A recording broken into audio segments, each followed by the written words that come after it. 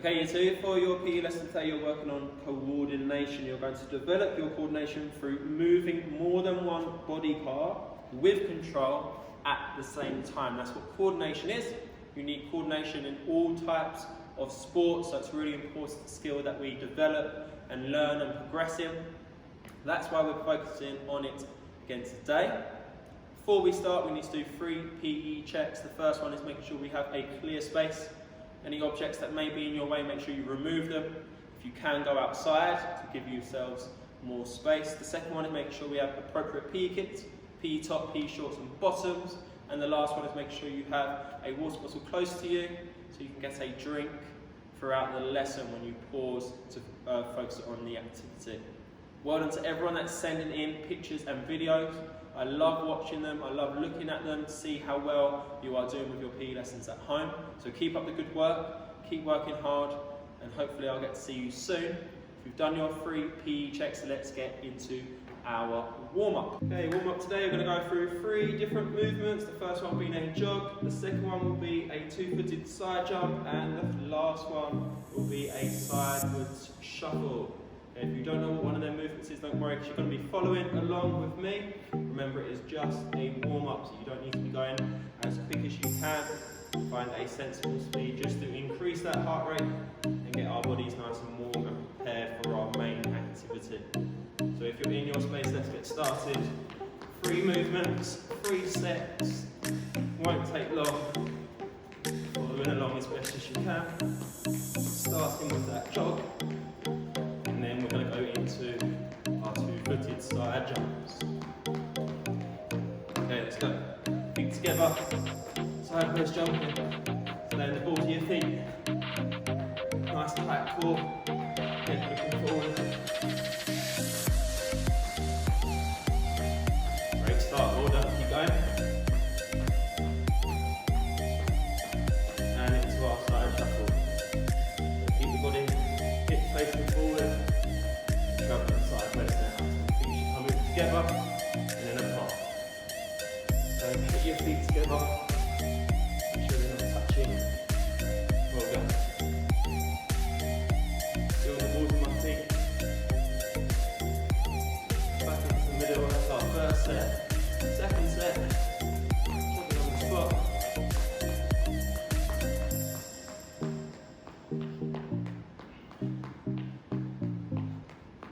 Well done everyone, keep going.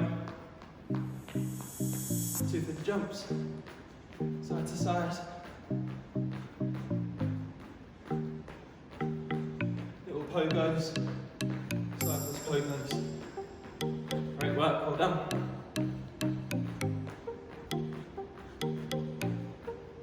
Now side shuffles, to the right, to the left. Keep going. Well done. And then knees a little bit, so you can push off. If you're struggling with this movement, face one of your shoulders and travel towards your shoulder. Keep them hips forward though. And back into the middle, last step. Into our jump. Feel that heart rate increase now. Breathing a little bit heavier. Swing them arms still. Pogos.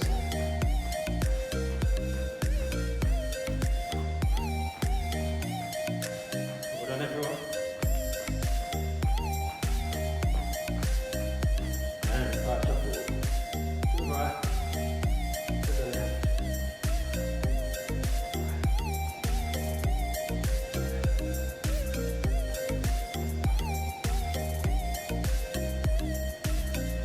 Couple more. Then we're done. Keep going. Keep following. Well done. Good. And stop there. Okay. Go and pause the video and get yourself your first drink. Well done. Okay, warm up is done. You should have got yourself a quick drink. Like I said, working on coordination today. I'm going to go through 2 body tap exercises with you to start. It's going to get 2 body parts moving at the same time, which is what coordination is.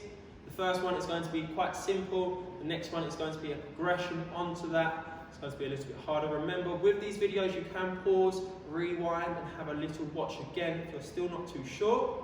But hopefully, I explain it clearly for you. I will go through slowly first. So the first one, you're going to clap, touch foot, clap, touch foot, clap, behind, clap, behind. I'll show you again. Clap in front, touch one foot. Clap in front, touch the other. Clap, touch the foot behind, clap, touch the foot behind. So for the behind touches, you're balancing on one leg and you're wrapping your other foot around behind the back and touching. And then the opposite side, balance, wrap, touch. Okay? So it should look like this again. Clap, touch, clap, touch, clap, behind, clap, behind. Clap, touch, clap, touch, clap, behind, behind. Okay? So that is the movement. You're going to try your best to do that movement. Start slow, say it out loud, that helps me, or say it in your head. Give little instructions for each movement. So clap, touch, clap, touch, clap, behind, clap, behind. That was my little instruction that I say to make it a little bit more easier for me, to make each movement very clear. Again, start slow, and then can you speed the movement up? Have a little challenge with someone at home if they're available to see who can do it the quickest. That's the first tapping movement. Off you go. Exercise number one wasn't too hard for you. You was able to pause it, rewind if you were still a little bit confused, and watch again. Well done to those that found it a little easy and was able to participate in that activity. Exercise number two, a little bit harder, so make sure you're watching carefully. Going to clap, under your foot, and then behind. Clap, under, behind, clap, under, behind, clap, under, behind, behind.